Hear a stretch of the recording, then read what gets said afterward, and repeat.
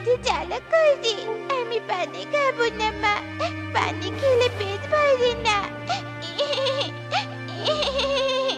মেয়ের এমন কথা শুনে টোনা টুনির চোখ দিয়ে পানি পড়তে থাকে। টোনা, মেয়ের এমন কষ্ট হচ্ছে, আমি আর সহ্য করতে পারছি না। এসব দেখার আগে আমার মরণ কেন হলো না? সব দোষ আমার। আমি এক হতভাগা বাবা, যে কিনা মেয়ের মুখে একটু খাবার তুলে দিতে পারছি না। টোনা, কোথায় চলে যাচ্ছ এই এত রাতে?